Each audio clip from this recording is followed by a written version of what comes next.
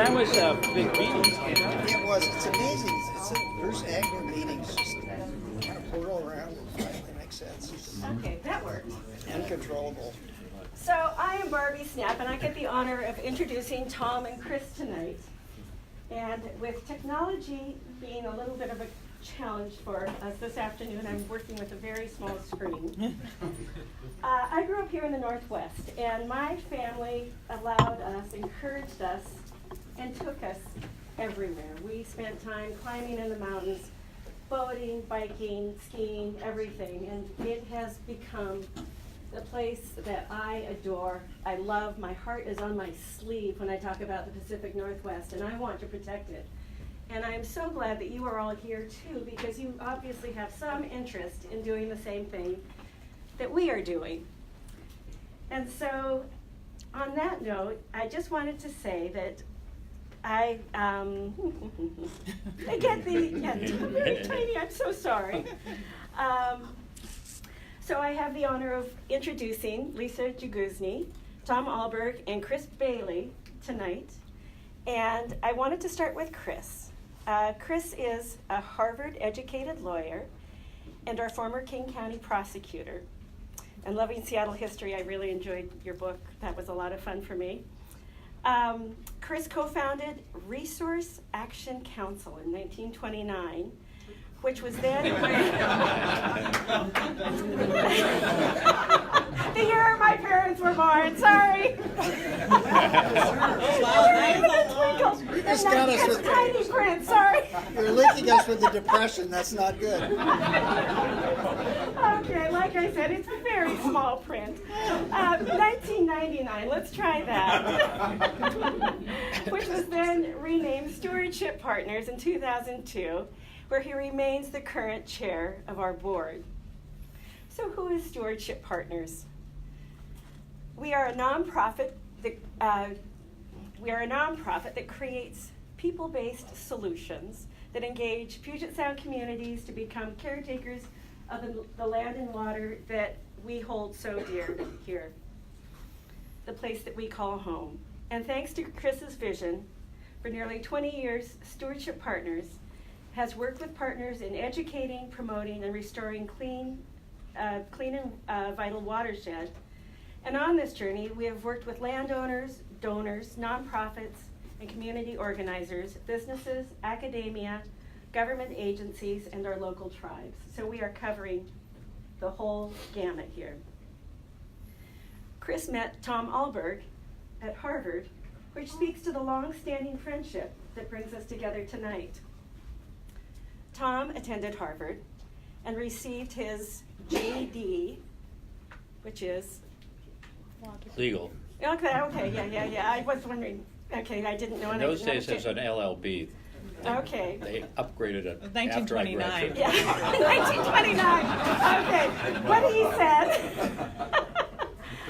He received his JD from Columbia Law School, and he is the director of Amazon.com. And co-founder and managing partner of Madrona Venture Group. The other part of this busy man's life that brings us here tonight is Tom's founding of Oxbow Farm and Conservation Center located in Carnation, which sits on 230 acres of diverse forest and farmland bordering the Snoqualmie River. Oxbow Farm and Conservation Center is a nonprofit organization dedicated to responsible land, and there's a little typo there, yes, and there's a living laboratory for sustainable architecture, agriculture, outdoor environmental education, native plants, environmental stewardship, and their mission is to inspire people to eat healthy, sustainably grown food and protect our resources for future generations. We would love to see that happen. And last but not least, I'd like to introduce our mediator for this evening. Moderator. Moderator. What did I say? Mediator should be in the middle. I did not get a law degree at Harvard. I don't have those skills. Well, this is a punting. I'm sorry. Moderator this evening, Lisa Jaguzny. Lisa's a longtime environmental advocate and leader in biodiversity conservation. She was the former CEO of Campion Foundation and founded Campion Advocacy Fund with a focus on protecting the wilderness. Lisa is now the executive director of Oxbow Farm and Conservation Center, having just been appointed to this position in July. So again, I thank you all for being here tonight, and I now turn the floor over to Lisa and Chris and Tom. Thanks again.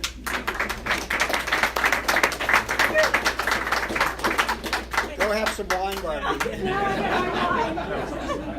Thanks, Barbie.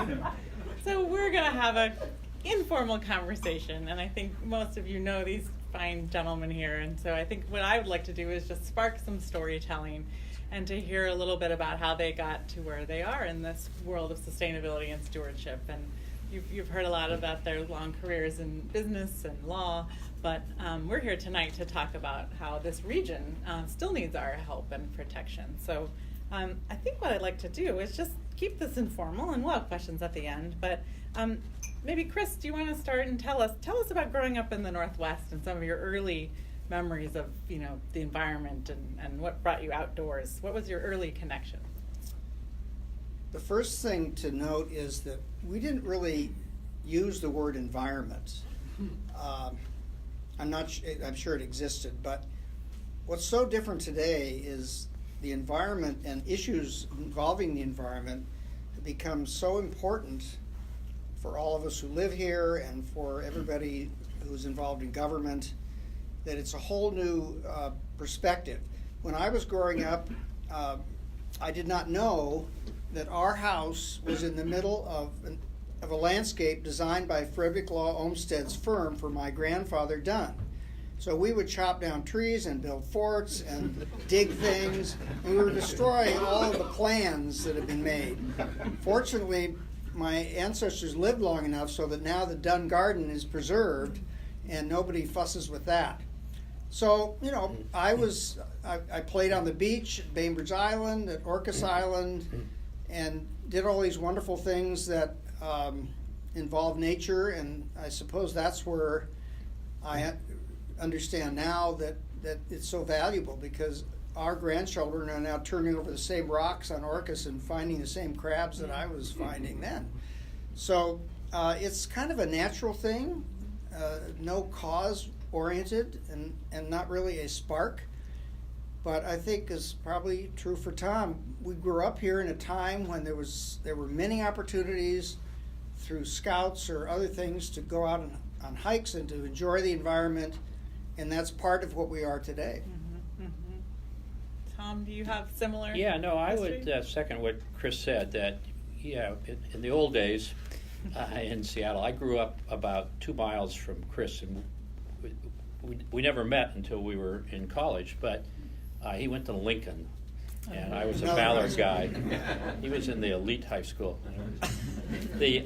But yeah, you experienced outdoors sort of naturally. Now, there probably were families that didn't get outdoors, but on weekends, or even there were woods around our house, near where we lived in the north end of Seattle. So, and you'd go fishing. There were then salmon in. My father and I would go out in one of those little boats at Ray's Boathouse. There's the little lift. You pull out the boat, you rent the boat, they lower the lift, you're in the water, and you'd go out and you'd actually catch salmon, which would be a rarity out there today probably. But you did experience nature, and I think a lot of families today can do that, but a lot of families don't. I mean, the city's gotten bigger. You have an inner city. We find out even in the Snoqualmie Valley that you would expect, everybody out there, people who live in Duval and Carnation, know all about the outdoors and farms. In fact, they're very much like, most of them are like city kids. Their parents work at Microsoft or someplace. They live in a subdivision. They come down to Oxbow. They've never seen a carrot come out of the ground. So I think times have changed, but it was a very natural and valuable experience. I mean, I look back. I didn't fully appreciate it at the time, and we can get into that a little bit, but when I was 16, my father acquired this piece of property in the Snoqualmie Valley, and I would go, and it had cows on it, and I would go out there in the summer, and I had to dig fence post holes and string up barbed wire and chase the cows around. I wanted to be back in Seattle where we lived reading a book. Oh. And so I really didn't appreciate this at the time. I look back upon it now, of course, and think, boy, God, what a wonderful experience I was having, and I really didn't know it. So I do think times have changed, but I'm sure Chris's and my feeling for the outdoors, springs from those early years. Yeah, as a mom today with kids that kind of eked out that last few years of kids being able to run wild a little bit, right. It is very different. And I think as we do at Oxbow, you know that if you can get kids out in the woods and out playing in rivers, that will hopefully cement a lifelong love of the outdoors and maybe more. So, those early memories. So Chris, did you have a moment when you said you didn't have any cause related kind of thoughts as a young man, but when you were, when did it turn into something where you realized you needed to do something about this, or maybe there was a way to protect some of this nature? The time we're talking about, when Tom and I were, after growing up, we were in college and law school, we're talking about the 60s and into the 70s. There were many, many changes, and we were both very conscious of what was happening at the state government level. A man named Dan Evans was elected governor in 1964, and he was there for 3 terms. His friend Slade Gorton was elected 4 years later, and they presided over new laws, shorelines, other things just like that, some of which mimicked the federal laws. And when I was in law school, I wrote a paper on the Clean Water Act of 1964, which is a brand new thing. So we went from a period, at least I did, of loving the outdoors but not knowing why, into a period where we were becoming lawyers and we were involved in politics, and there were issues that were now front and center because people in local government, state government, and nationally had created agencies and mechanisms to help the environment. And so that was a period of innocence followed by a period of understanding the legal framework and knowing why it was important to protect it with laws. And then later we come to a different period where it's more about people and landowners working together in a private way, but that's a different part of the story. So I think the next phase for me was the Dan Evans era of environmental activity at the state level, and then in law school, all these brand new laws that were being passed in the 60s. Right. It was a really different time. I mean, a lot of those fundamental environmental laws, the Endangered Species Act and Clean Water Act, Clean Air Act, were under a Republican administration yes, at that's that right. time. And glad you Governor mentioned Evans was also a Republican. It's a different era that we're in now. But you're right, those did provide, I think, the early days of what we think of as the environmental movement, right? You remember Dennis Hayes and Earth Day? I mean, that was a Seattle grown effort, and I think we sort of feel proud about that. But Tom, other thoughts from your time in that era? I think at least and I think my wife Judy, we came to it rather late. I mean, we were distracted by other things, a lot of things. Not that we weren't outdoors, that we went on hikes and supported passively, some environmental things, and we're interested in it, but we hadn't really said, okay, this is something we really want to get into and do, and that came partly because of this piece of property. It also, came because we were interested in it, and frankly, stewardship. We started to support stewardship about the time we, roughly in the same time period that we ended up with this piece of property that my father had acquired. So, did you have an aha moment where you sort of said? I don't think so. I mean, this piece of land is beautiful. But it was covered in, blackberries, right. And so it was less beautiful. But you see a piece of land, you say, gee, we ought to preserve this. Let's figure out how to preserve this and keep it. And we also, we're always keen on healthy food, and that's a whole part of this story, I think, of modern environmental. How do you, provide local, healthy food and protect the environment? And so I think that's one of the themes that stewardship and we've been very involved in. And Judy says you've started recycling now, so. Judy's the super expert on recycling. She's frustrated by her husband, who tries but can't remember quite the rules. So Chris, you founded, it was not called Stewardship Partners at the time, but what was Right. your thinking behind that? That was a very different sort of organization for that time. There wasn't a lot of thinking. It happened. It rose out of the ashes of a failed campaign for the U.S. Senate, which was in 1998, and that ended in the primary. I was decisively beaten by a woman named Linda Smith, who went on to be decisively beaten by Patty Murray. I think Kate, who's here, and her sister Elizabeth said to me after that horrible evening when we knew the returns and we were like deer in the headlights, she said, well, you have to do something that you are passionate about, like you were in this political campaign. And so I began to think, along with a man named Steve Burai, who was my Eastern Washington person. We were driving around in a Tahoe all over the landscape, and we met farmers, we met orchardists. And the thing that struck me was that they were the natural conservation people. Their family and their livelihood depended on it. But they hated the government, they hated programs, they hated laws that had been passed that I referred to earlier that told them what to do. So out of that came this idea that there needed to be an environmental organization that focused on the landowner, who was the natural conserver of the land, and used means of building bridges between the landowner and the government, the landowner and funders, to create a way to save these environmental areas, and not just save them but improve them. Like at Oxbow, miles of the river have now been restored from the blackberries to native plantings. It takes a while to do that.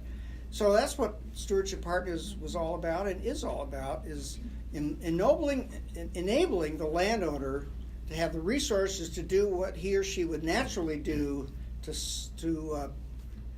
save the land, and a byproduct of that is related to salmon and water and all kinds of other things. And is that how you picked Oxbow as one of the first projects? Oxbow was, well, I'm sure it was because I knew he was there, but it was a natural thing, because every new movement in environmental affairs needs a champion. You need one example of someone who really understands it and is willing to put resources into doing it. And then other people will look across the river, as his neighbor has done, who used to have cows in the river, and say, well, maybe I should do something like that. So it needs a champion, any of these fields, that involve change.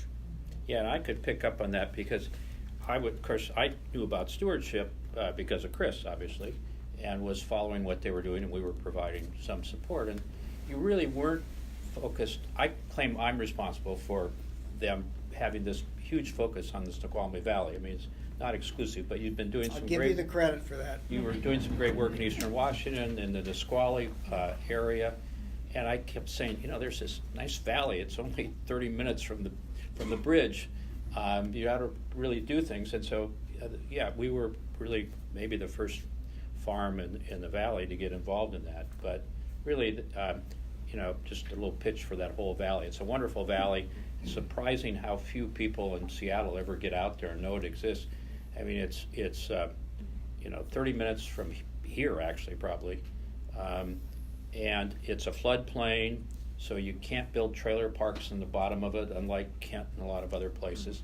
But it's also challenging then, and the farms have really pretty much disappeared. It had been a dairy farming valley, and when they left to go to Eastern Washington, it really became quite underdeveloped. The infrastructure for farms departed, and but there were still some dairy farmers and others, and Stewardship has done this marvelous job of really focusing a lot on the river and restoring the banks and habitat for fish, but also really getting the farmers to have cleaner practices on their farming. Right. So you sort of focus on the property manager, and then or the property owner rather, as a way to get in, and you then developed a labeling system, Salmon Safe, right? And that really took off. How did that come about? Well, Salmon Safe is a program that was started in Oregon, and Salmon Safe as a legal entity is a Portland outfit, and Stewardship Partners really became like a franchisee of them to spread that into the state of Washington and to figure out how to expand it and get people like people who produce wine or vegetables, or now Salmon Safe has been, SeaTac Airport is designated Salmon Safe, so it's gone a lot beyond the grocery store. But yeah, that was an example of taking an idea that others had invented and figuring out that it could grow here and doing that. Yeah, and so we were, I think, one of the first, I don't know, maybe the first farm that Yes, again, you were first. Yeah. It's right here. Right here. We became Salmon Safe, which Oxbow is actually an organic farm, so we may be easier than a lot to qualify, but you don't have to be organic. It's more, do you run, excess fertilizer into the river, and what are your practices for waste treatment and things? And so Oxbow is Salmon Safe. And then Judy and I have this winery, Novelty Hill, Janik, and so pretty soon Dave Berger said, well, we're doing wineries and vineyards, and so we have a vineyard near Royal City, and so our wine is Salmon Safe, and this particular wine, we donate, 10% of the proceeds from this wine, the rosé, to Stewardship. And it was an easy decision to decide to make that donation, because when we started bottling the rosé, it was very unpopular, and we didn't sell very much. So it was a very small donation. And then, little did you know, rosé explodes, and we actually, it isn't under the Novelty Hill label, and I accuse our winemaker that he was too embarrassed to put it under our Novelty Hill label because he didn't want to admit we made this, but it's actually wonderful rosé. And then just to sort of finish the story, this vineyard likewise is Salmon Safe. And Judy and I were out at the winery this morning, and we brought several bunches of Merlot grapes that were picked yesterday in eastern Washington, shipped over here, and that are certified Salmon Safe. So feel free to taste a few. Yeah. What I find around the office here is I serve up some of these grapes occasionally for people at lunch, and they've never had a grape that has a seed in it. So they don't know if they're supposed to chew the seed or they just quietly get rid of it or what to do with it. You probably all know. But. So you came off the Senate race and founded Stewardship Partners, what is now Stewardship Partners, right. And you recruited, I believe, Tom to one of your earliest boards. Is that correct? I wasn't on the board, but Judy and I were supporters.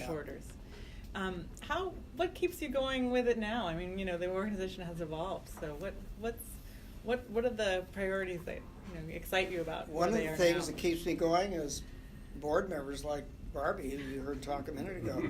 One of the things you have to do in creating and having a nonprofit grow is you have to recognize that you're building an institution. And it's like Tom has built an institution here at Madrona Ventures. We had to build an institution, and that takes time. It takes leadership. We were very fortunate to have David Berger show up about a year and a half after we started, when Steve Bury, he was the executive director. He wanted to do something else, and David was perfectly qualified in terms of his interests and his academics, and so he's been there ever since. So you build a board, you build a staff, you find talented people like the ones serving you wine who make the organization go. And as long as it's developing and growing and you feel it's relevant and there are new things to conquer, it's very interesting. And that's the key to a nonprofit. And you have evolved with the times. I think so, yeah. Politics change and Yes. development pressures it's not political. change. That's right. That's right. You can stay Which is important above right the now. fray. Right? Yeah. Tom, how would you characterize your involvement with Stewardship and Oxbow, for that matter? Yeah, now? well, Judy and I really took over this piece of property from my father. My father was. Well, no, I'm getting to Catherine, the story, Catherine.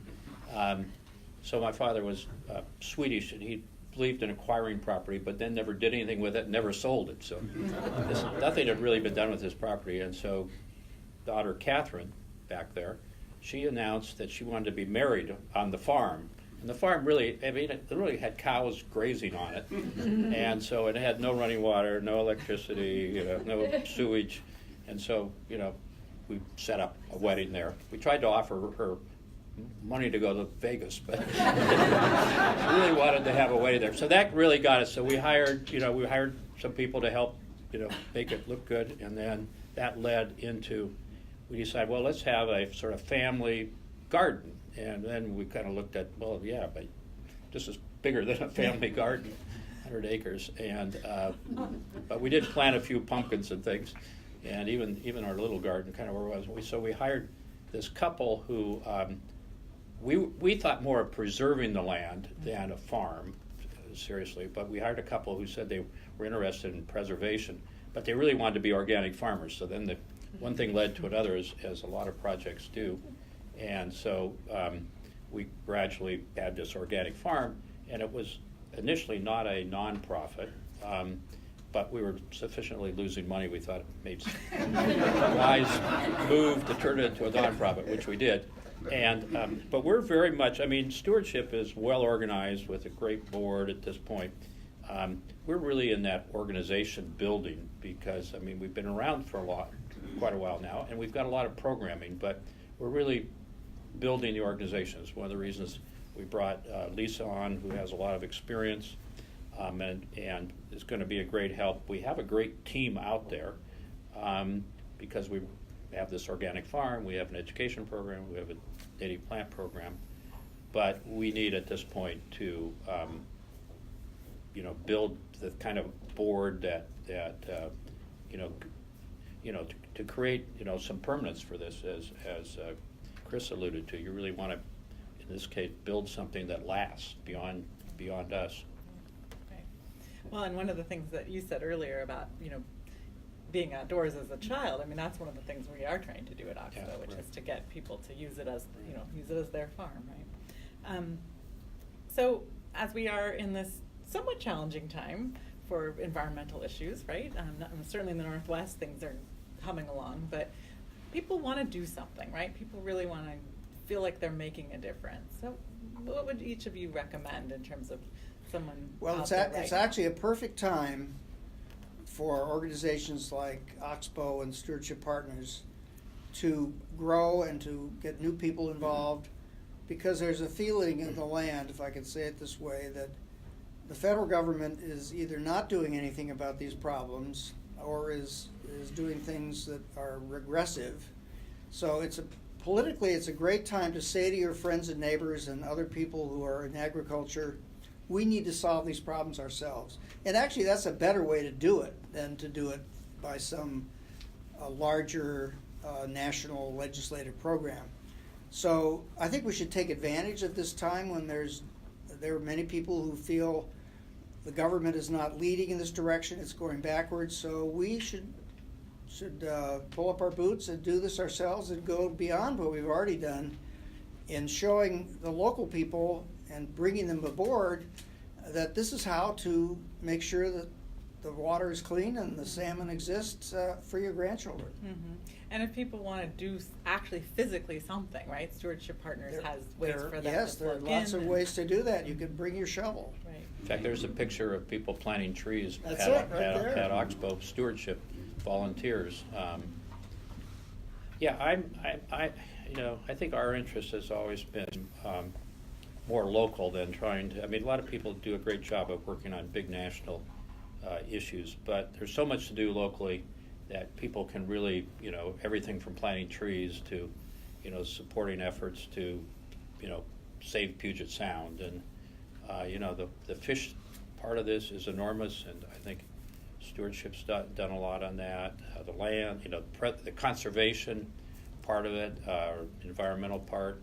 I mean, and another key part is this educational part. And so at Oxbow, we've really, again, just so kind of over the last 5 or 6 years, we started having a few classrooms come out there, and we had an educator, somebody to teach them about, initially farming, but also farming and how it can relate to the environment. And so last year, between, school classes coming out there for, 3/4 of a day or 2/3 of a day, and a summer camp program, we had 7,000 children in primary schools come through Oxbow in class. And part of them are from the city, part of them are inner city schools, part of them are out in the Snoqualmie Valley. And that, I think, education feature is, again, and there's a lot of ways people can participate in that. I mean, it needs volunteers, it needs support. And that, Bill Ruckelshaus, one of our partners here, has always said, this is saving the salmon. He says it's a multi-generational thing. You can pass all the laws you want, but it's the education process, getting people to understand it and on board, and it's going to take at least another generation to really solve a lot of these problems. So I think, we feel strongly that all kinds of education, but in this case, kind of environmental and healthy food, right, and that kind of education is really critical. And generationally, your children have been participants in various parts of Oxbow over the years. Well, I'm going to take some questions, but before I do that, I'm going to ask David to come up. Am I asking David to come up? Is there something? David is normally the leader, so he needs clues, though, apparently. Oh, yes, of course. We were talking a lot about shovels. Well, I want to thank both of these fine gentlemen for sharing their stories. Inspirational. Lisa for helping us out, and Barbie for reading all the notes on her phone. One of our board members, Sam Newcomb, wasn't able to come, so that was a last-minute thing. Her phone died. We were able to charge it, and she was able to share some of the words about Stewardship Partners and these fine people. But I have to say, coming out of college and getting involved in this work, I learned right away that to get work done, it wasn't to enforce a law or pass a new law. It was to build trust with a landowner, with your neighbor. And so when I came to work for Resource Action Council Stewardship Partners, it was the same thing that I learned from you and you as well, Tom.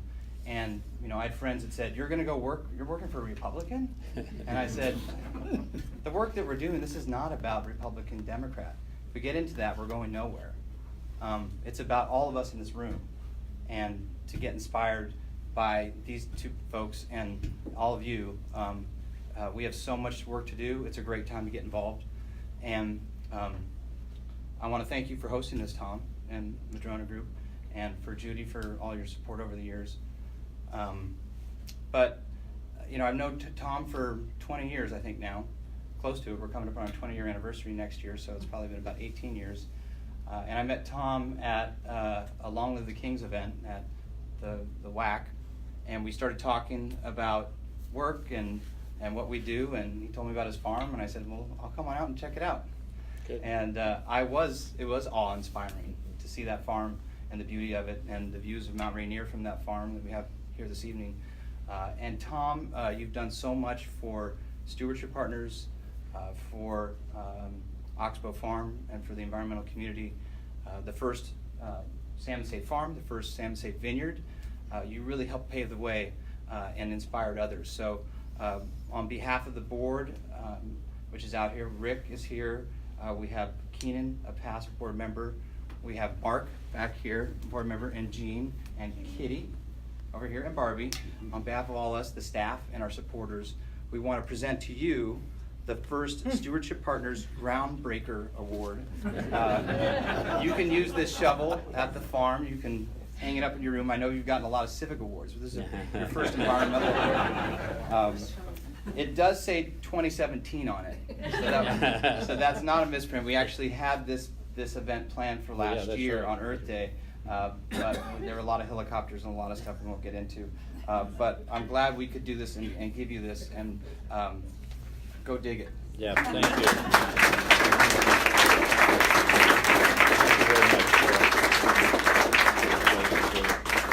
Thank you.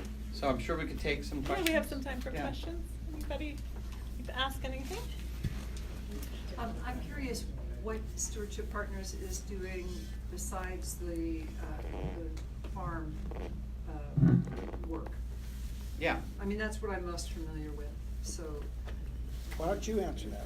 Well, that's where we kind of got started, was in the farm work, in kind of those rural areas with the rural farmers, and kind of picking up on what Chris, the folks he met, and we worked in the Nisqually and across eastern Washington. When we worked in the Nisqually watershed, we learned about low impact development, green infrastructure, and one of those things that you can do to capture stormwater, which is the #1 source of pollution in Puget Sound, are rain gardens. And so we created the 12,000 Rain Garden campaign, which is a campaign to build 12,000 rain gardens, educate folks, be a regional coordinator. So we have the Green Infrastructure Summit, which brings all different .com, .org, .ngo, .edu. all of them. Aaron Clark is the leader of that program. And we do all kinds of stuff related to that urban environment. So it's green roofs, it's cisterns, and that's such an important thing to do right now with orcas and the news. And so it's the work in the rural areas with farmers and restoration work, the eco-label that celebrates the good stewardship, and then the urban areas and working on green infrastructure.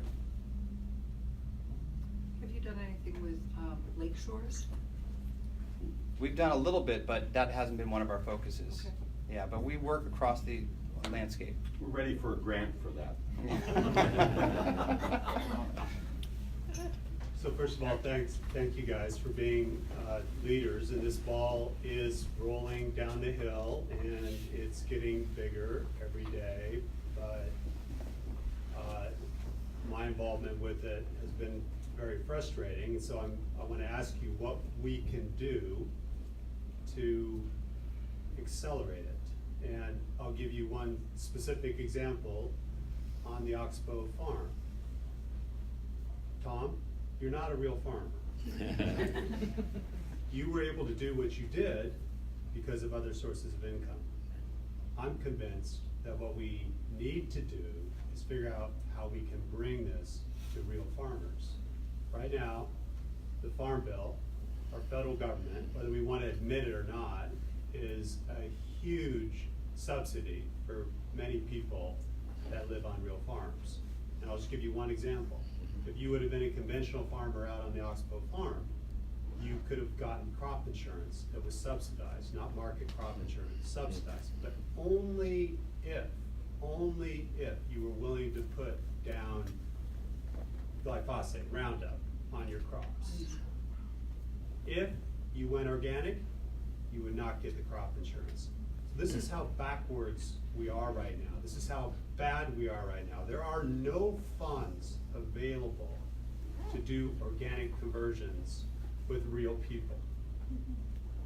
How do we change that? You guys are both political animals. What do we need to do? How do we move that ball, make that, accelerate that ball? Well, and I should mention, Eric is taking some lead in research on carbon sequestration in Montana, so really trying to figure out how to promote that. Yeah, and I think there's a bunch of burdens on it. So we deal with a lot of.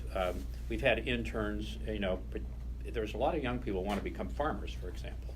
So you have that group, and they have a lot of challenges.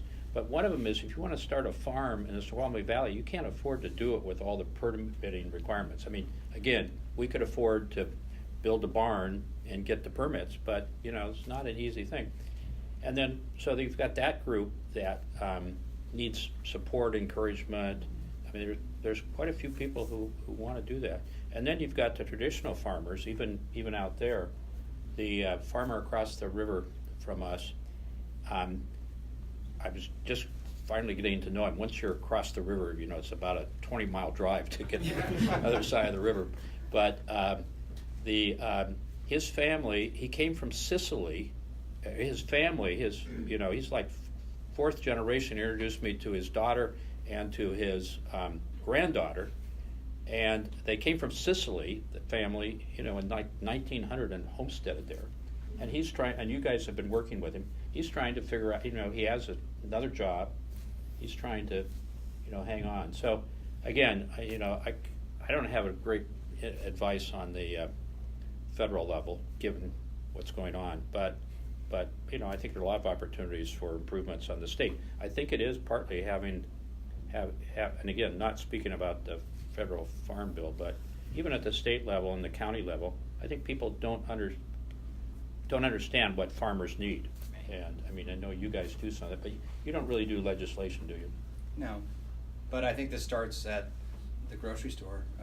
People's spending habits and where they buy their groceries, because it's like 95% of us buy it at QFC, and we need to support local farms and make it viable, because Eric's right, a lot of farms are not viable and they're propped up.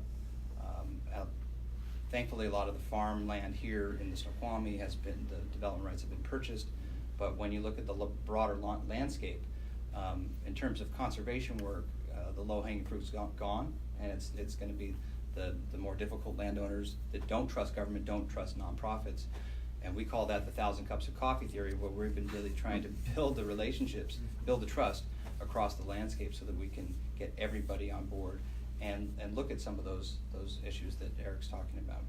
Well, and just if I can add, I mean, the Yeah. Farm Bill is a voluminous, messy mess, right? And just from my experience, and a little bit of that actually is more on the housing and you know, food stamp side of things. Right. But most people don't know at all what's in there. So I think there is an awareness, you know, an opportunity to build some awareness around that for folks that do care about the organic piece and the small farmers, you know, maybe not necessarily Oxbow at this moment, but certainly farmers in the Snoqualmie Valley have ways to collaborate and get together on those issues. So Part of it is education, just even on healthy food. I mean, you think, you know, everybody here in this room probably eats very healthy, but that's not the general population. And, you know, there are a lot of reasons for that. But again, I think, you know, this is one of, you know, if we said what was our single mission, it might be promoting healthy food.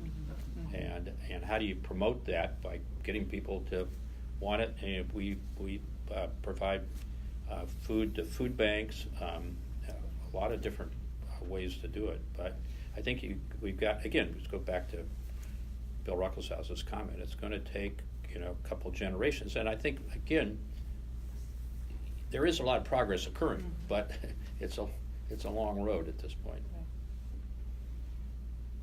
Gene? I went with Barbie Snap last year to something called the NAL, it's National Affairs and Legislation, in Washington, D.C. And we met with, at the end of all those wonderful conversations we had, and lectures we had, we went to visit our senators and our representatives, and they all knew that Barbie brought up and touted the rain garden, but they all knew about it and thought it was wonderful. And they just think it's a brilliant idea because it's not terribly expensive and it's very doable, and they were really enthusiastic about it. So you have a good reputation. Wow, that's great. We just need more rain gardens everywhere. We have rain gardens at schools. A lot of big projects. Thank you. Gene, did you have a question?